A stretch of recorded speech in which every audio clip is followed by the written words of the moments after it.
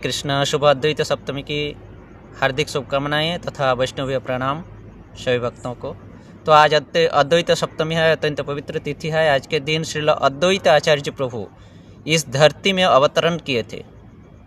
महाप्रभु के अवतरण के 50 साल पूर्व अद्वैत आचार्य इस धरती में अवतरण किए थे, अर्थात महाप्रभु से अद्वैत आचार्य 50 साल के वयोज्येष्ठ थे, बड़े थे। अद्वैत आचार्य के आने के 50 साल बाद महाप्रभु फिर फाल्गुनी पूर्णिमा तिथि के दिन आए थे और इस अद्वैत आचार्य के आह्वान से, पुकार से ही महाप्रभु इस धरती में आए, अवतरण किए। तो ये अद्वैत आचार्य हमारे एक महान आचार्य है। इन्होंने अद्वैत आचरण सिखाए हमको, द्वैत आचरण और अद्वैत आचरण। द्वैत आचरण यानी ईर्षान्वित आचरण, ईर्षान्वित व्यवहार। इस ईर्षान्वित व्यवहार से दूर रहने को सिखाया अद्वैत आचार्य, इसलिए उनका नाम है अद्वैत आचार्य। आचार्य का मतलब होता है जो आचरण करके सिखाते हैं। तो अद्वैत आचार्य ने हमें अद्वैत अर्थात अद्वैत आचरण, जिसमें कोई ईर्षा, हिंसा, देश नहीं है, इस प्रकार का आचरण सिखाए अद्वैत आचार्य प्रभु ने। तो अद्वैत आचार्य की बहुत बड़ी देन है। हमारे सबसे बड़ी देन है ये जो हरिनाम संकीर्तन है। जिस हरिनाम संकीर्तन से आज में हम लोग हरिनाम संकीर्तन के प्रभाव से मनुष्यों का उद्धार हो रहा है। कली के कलुषित जीव कली के पापों से मुक्त हो रहे हैं। ये एकमात्र हरिनाम प्रदान करने वाले अद्वैत आचार्य ही है। इन्हीं के पुकार से महाप्रभु हरिनाम को लेकर इस धरती में अवतरण किए। बड़ी देन है अद्वैत आचार्य प्रभु की। तो आज के तिथि के दिन वर्तमान जो बांग्लादेश है, उस बांग्लादेश के नवग्राम या लाहौर में कुबेर पंडित और नाभा देवी के पुत्र के रूप में जन्म ग्रहण किए। बंगाली पंजिका के अनुसार 1434 ख्रीष्टाब्द में लाहौर प्रदेश या लाहौर गांव नवग्राम में कुबेर पंडित नाभा देवी के पुत्र के रूप में आविर्भूत हुए। ये माघी शुक्ला सप्तमी तिथि के दिन। बचपन में उनका नाम कमलाक्ष था। माता पिता ने उनको कमलाक्ष नाम रखा था, क्योंकि उनका अक्ष यानी आँखी कमल के पंखुड़ियों के जैसा था, सुंदर, इसलिए कमलाक्ष नाम रखा। और कमलाक्ष जैसे धीरे धीरे बड़े होने लगे, 5 साल के हुए तो कुबेर पंडित ने उनको पाठशाला में डाले, गुरुकुल में डाले, और बड़े ही थोड़े समय में उन्होंने संस्कृत के एक विदग्ध पंडित बन गए।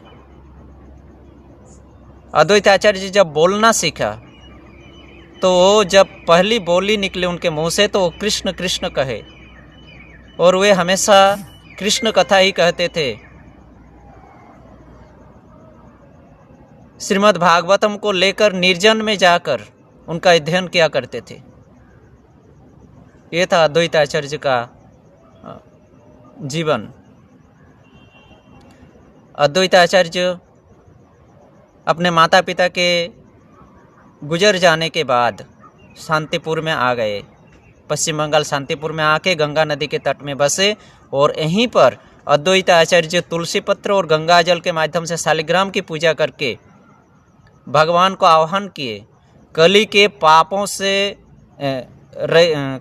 से ग्रसित जीवों को देखकर दुखी होकर अद्वैत आचार्य ने हुंकार किए, गर्जना किए, पुकारे भगवान को, और उनकी पुकार में भगवान महाप्रभु के रूप में अवतरण किए इस धराधाम में। और नाम के प्रभाव से, प्रेम के प्रभाव से, नाम और प्रेम देकर जीवों को कली के प्रभाव से मुक्त किए। तो ये बड़ी देन है अद्वैत आचार्य की। तो अद्वैत आचार्य की अनेकों लीलाएं हैं। उन्होंने एक बार अपने गांव के पास से जो नदी प्रवाहित हो रही है, नवग्राम, बांग्लादेश में जादू काटा करके एक नदी है जो नवग्राम के पास से बहती है। उस नदी में सभी तीर्थों को आह्वान किए थे। एक बार उनकी माता नाभा देवी स्वप्न में देखे कि वे लोग तीर्थ में भ्रमण कर रहे हैं, तो ये बात अपने पुत्र को बताए। तो उस समय वृद्धा थी, तो पुत्र ने कहे, अर्थात कमलाक्ष ने कहा कि हे माते, हे पिता, आप लोग इस अवस्था में कैसे तीर्थ भ्रमण कर सकते हैं। अतः मैं शपथ लेता हूँ, मैं पन लेता हूँ कि इस नदी में सभी तीर्थ आएंगे और उस समय आप लोग उसमें स्नान करेंगे तो आप लोगों को तीर्थ स्नान का फल प्राप्त होगा। और अद्वैत आचार्य ने वही किए थे।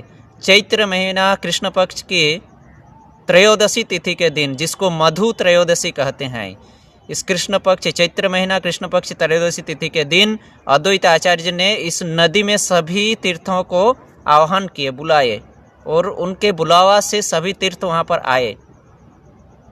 तो पहले तो माता पिता को विश्वास नहीं रहा, तो फिर अद्वैत आचार्य अर्थात कमलाक्ष ने सभी तीर्थों को निर्देश किए कि आप लोग एक एक करके प्रकट होकर अपना परिचय देकर जाइए। तो पुष्कर तीर्थ, प्रयागराज, सप्त नदी सभी प्रकट होकर अपना अपना परिचय देकर गए। तो माता पिता बहुत खुश हुए और उस नदी में स्नान किए और स्नान करके कृष्ण प्रेम, कृष्ण भक्ति को लाभ किए। इसी लीला को स्मरण करते हुए आज भी बांग्लादेश की उस जादूकाटा नदी में, जिसको चैत्र कृष्ण त्रयोदशी, मधु त्रयोदशी के दिन भीड़ लगते हैं। जैसे प्रयागराज में कुंभ मेला में भीड़ लगते हैं कुंभ स्नान में, उसी प्रकार ये मधु कृष्णा त्रयोदशी के दिन जादूकाटा नदी में स्नान करने के लिए भक्तों की भीड़ उमड़ पड़ती है। इसी लीला को स्मरण करते हुए लोग उसमें स्नान करते हैं और कृष्ण भक्ति को लाभ की आकांक्षा करते हैं।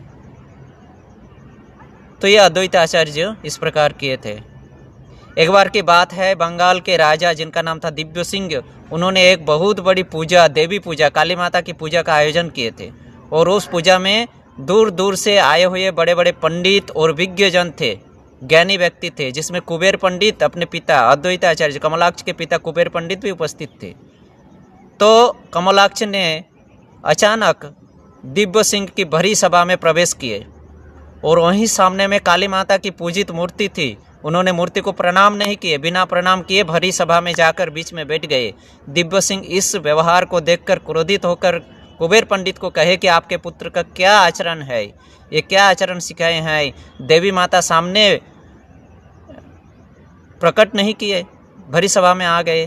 तो कुबेर पंडित जब अपने पुत्र कमलाक्ष को कहा तो कमलाक्ष उठकर देवी माता काली माता के सामने प्रणाम की, और जैसे ही प्रणाम की वो काली माता टूट पड़ी। वो जो मूर्ति बनी हुई थी मिट्टी की, वो टूट गई। पूजा के समय जब देवी की प्राण प्रतिष्ठा होती है तो वो देवी उसमें प्रवेश करती है। और ये अद्वैत आचार्य सदाशिव और महाविष्णु थे, और काली माता स्वयं पार्वती दुर्गा देवी के अंश प्रकाश है, अंश स्वरूप है, स्वरूपा है।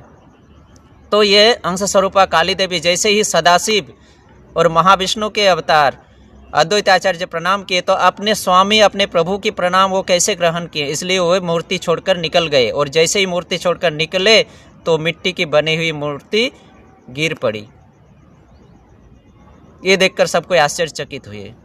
तो बात तो ये था कि अपना स्वामी, अपने प्रभु महाविष्णु और सदाशिव, पार्वती के पति है सदाशिव जी, और महाविष्णु जो जगत की सृष्टि करता है, माया देवी के द्वारा जो सृजन करते हैं इस जगत के, जिनके आज्ञा के अनुसार माया देवी 14 भुवनों का पालन करते हैं, उन सृष्टिकर्ता महाविष्णु अपने प्रभु का प्रणाम कैसे ग्रहण करें। इसलिए मूर्ति से अंतर्हित हुए, और अंतर्हित होते ही मिट्टी के बने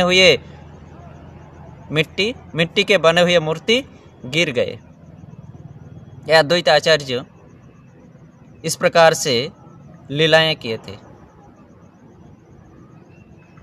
तो अद्वैत आचार्य की बहुत बड़ी देन है, और सबसे बड़ी देन जो है वो है हरिनाम संकीर्तन, जिनको लेकर आज हम कली के पापों से मुक्त हो रहे हैं। ये जीव, कली के जीव पापों से मुक्त हो रहे हैं, ये सबसे बड़ी देन है। तो महाविष्णु और सदाशिव के अंश अवतार अद्वैत आचार्य प्रभु का आज सुबह आविर्भाव तिथि है। चैतन्य चरितामृत में कृष्णदास कविराज कहे हैं, महाविष्णु जगत्कर्ता मायया ज सृजत तद तस्य अवतार एवं अद्वैत आचार्य ईश्वरः। तो महाविष्णु जो जगत की सृष्टि करता है, जो माया देवी के द्वारा जगत की सृष्टि कराते हैं, उन्हीं के अवतार ये अद्वैत आचार्य ईश्वर है। अद्वैत आचार्य ठाकुर उन्हीं के अवतार है, महाविष्णु के। तो आज उनका शुभ आविर्भाव तिथि है। आज उनके चरण कमलों में हमें प्रार्थना करनी चाहिए कि हमें गौर प्रेम, कृष्ण प्रेम प्राप्त हो। हरे कृष्ण।